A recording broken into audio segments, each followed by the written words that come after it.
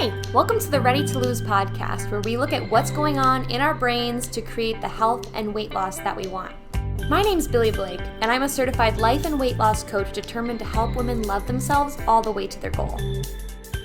It's time to start losing weight in a way that actually feels like us and creating that healthy life that we love showing up for every single day.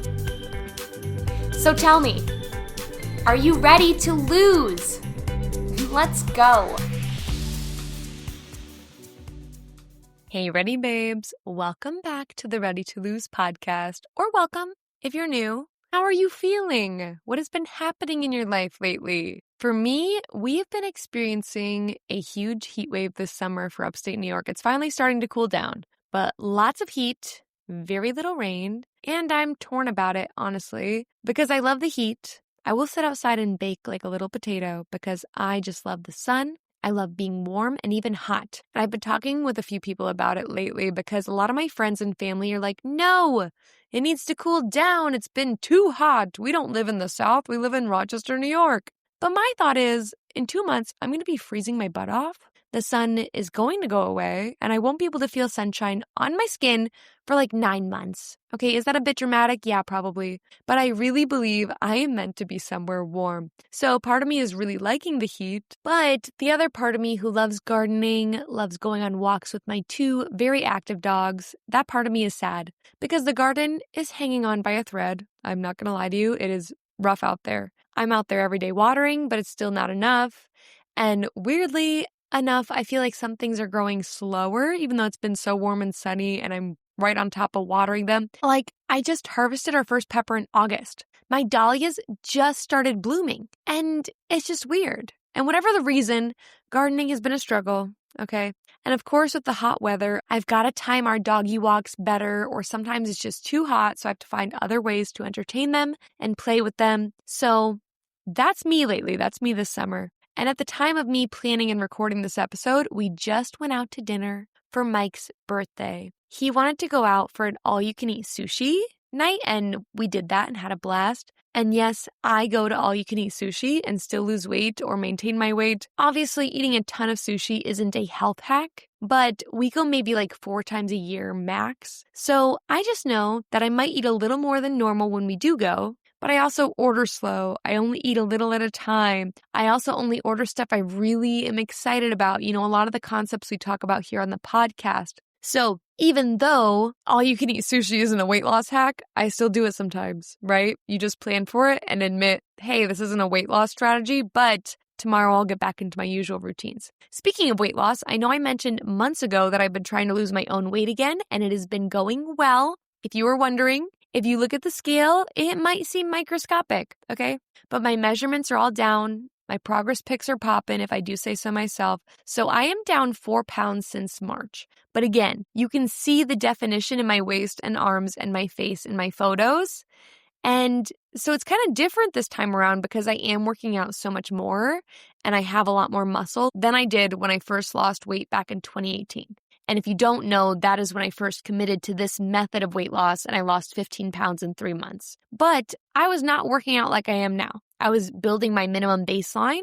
I was going for 15 minutes a few times a week, and I was not lifting heavy or pushing myself to get stronger like I do now. So that is why it is so important to take your progress photos and your measurements, y'all, especially if you are working out while losing weight. And on top of that, track your habits. Use the Ready For habits and track how you are showing up with them. Do not just rely on the scale. Speaking of which, this is your moment to go grab the Get Started guide with the link in the show notes if you haven't yet, so you can learn these tools, track them, start making progress like we are. And it is not just me having the scale drama, y'all. One of our Ready to Lose clients sent me a win email this week and shared her measurements and weight progress from April to August. Okay, she is down 5 inches in her waist and another 5 inches on her hips, and her weight has actually gone up a pound. So then she wrote, I am so happy, right? Like she told me this whole progress and she writes, I'm so happy. Of course she is, right? Because she's obviously losing fat, even if it's not showing up on the scale. And then she wrote, I realized that I'm eating more if there's an option to, so I've been moving my big bowl serving to a small bowl, and guess what? I didn't even finish the smaller bowl. It feels strange. I'm feeling gratitude and relief, but also some loss, but I'm reassuring myself through the loss using the Ready to Lose tools. So again, it is important to see the big picture with your weight loss journey, y'all. Big picture. She added in there too. Last night we were out late. It was a 30-minute drive home. I looked at restaurants and even started ordering, but then decided to focus on my spending goals and wait till we got home to eat. It didn't feel like an emergency.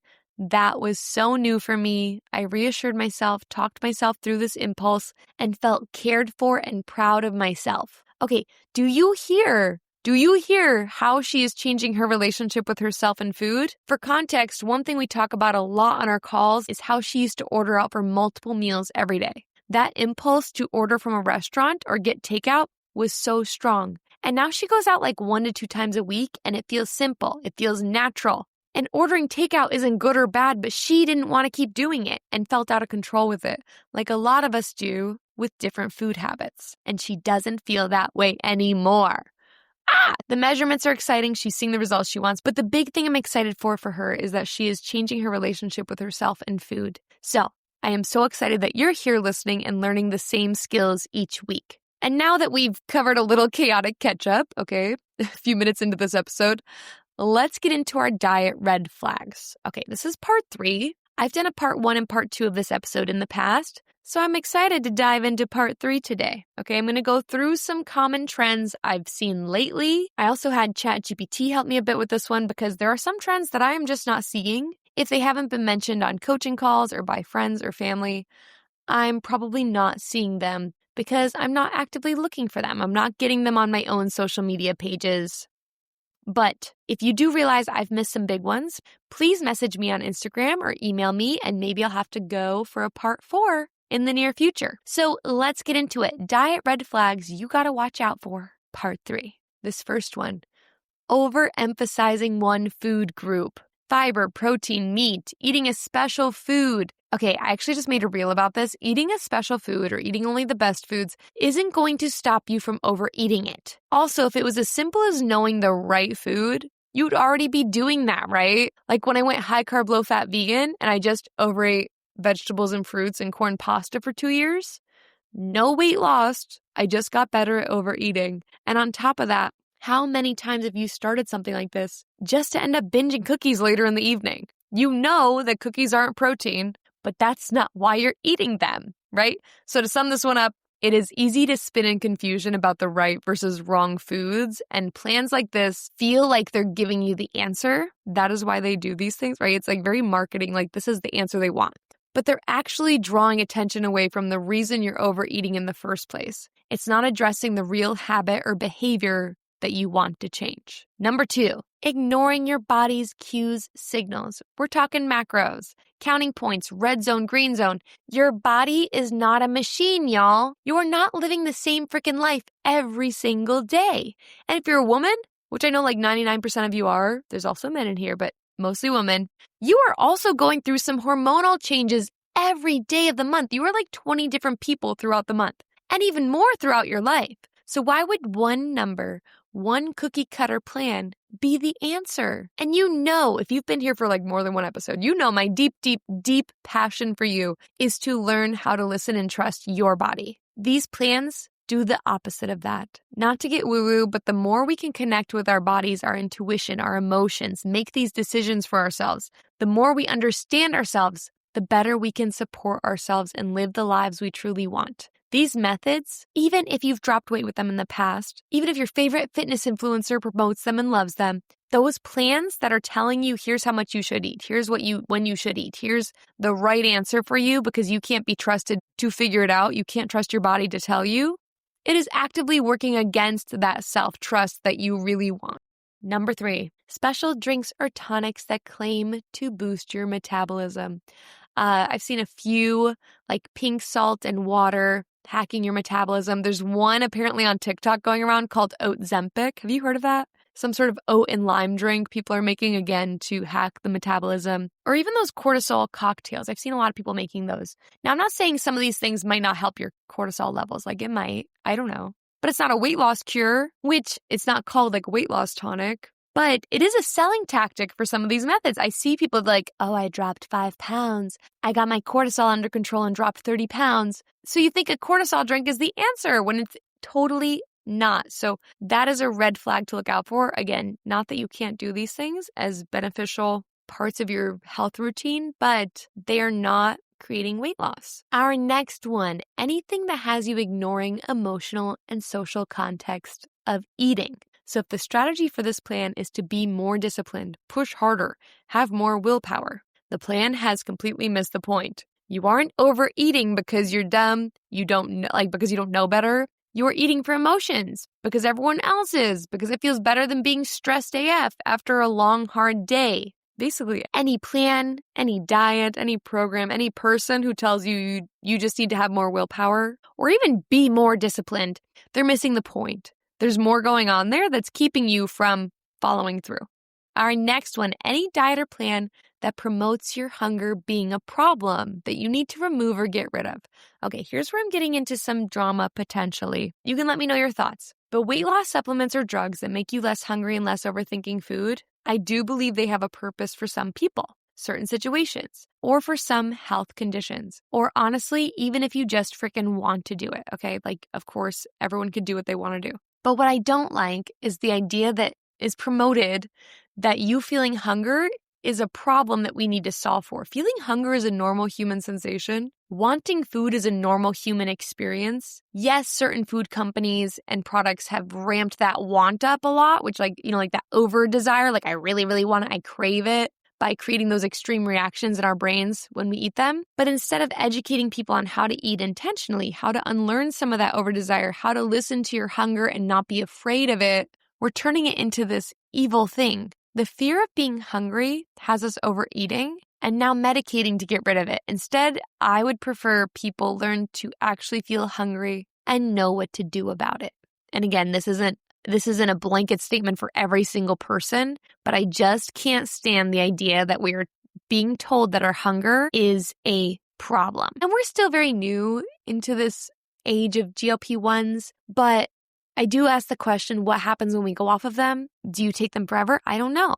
But it's not even just the big medications, right? The prescription medications that are out there, but so many supplements are trying to market the same way. I do see these on Instagram, but there's all these supplements that are just made up combinations of letters and numbers, I'm pretty sure. And they're trying to sound like GLP-1, right? Like MB1 or whatever. They have all these different names. And again, they're advertising this idea. You take this, you won't be as hungry during the day. It suppresses your appetite. And that's not even what's happening. Okay, I understand this marketing as someone who used to be terrified of feeling hungry. And after working with so many clients who are so scared to start listening to their hunger cues, it is good marketing. But it also is possible to feel your hunger. It is a normal body sensation and function. And it has a big purpose in your day-to-day life. And if you can learn to feel it, listen to it, respond to it without fear, it's not only something to not be afraid of, it can be your greatest weight loss tool. And lastly, this isn't a particular trend, but anything that leaves you feeling overwhelmed, distrusting yourself, overthinking, feeling like your body is working against you, honestly, just most of the quick fixes or miracle cures out there, that is not what we want in our lives. These methods, especially the ones that just feel like crap, we suffer through them hoping that the goal weight will be our answer to feeling everything we want to feel, but it's not. You get there, if you do stick with them, you get there, it's exciting for a second, and then you're just left with all these habits that feel like crap that you need to keep doing to keep your results. So basically, if the plan feels hard, like you have to choose between your life or your goals, if it makes you doubt yourself or tells you that you need to just push harder, it's not for you. You do not need to suffer to lose weight. Sustainable weight loss isn't about the perfect foods. It's about learning to trust yourself, make decisions, and listen to your body. And that's exactly what we do inside Ready to Lose coaching. We strip away the noise, the quick fixes, and the overwhelm so you can finally feel confident in your choices, whether you're eating at home, grabbing takeout, or celebrating at all-you-can-eat sushi. If you are tired from hopping from one red flag diet to the next and you're ready for tools you can use for the rest of your life, let's work together. Click the link in the show notes to book your free coaching session and start building habits that actually stick. Because the goal isn't just to lose weight, it's to become the version of you who can keep it off without feeling miserable or obsessed. It's just what she does, and she loves how she does it. It can be hard to ditch the diets we're used to, but I promise you it is so worth it. So keep showing up for you and doing this work. And until next week, remember, you've totally got this. I'll talk to you soon. Bye. Thank you for taking time today to listen in. If this helped you at all, be sure to share it with a friend so she can stop feeling stuck and start creating the health and self-love she deserves. Or post it to social media and tag me so I can personally thank you for helping me get the message out. I am so excited to be on this journey with you. Keep showing up for you. You'll get there. Talk to you soon.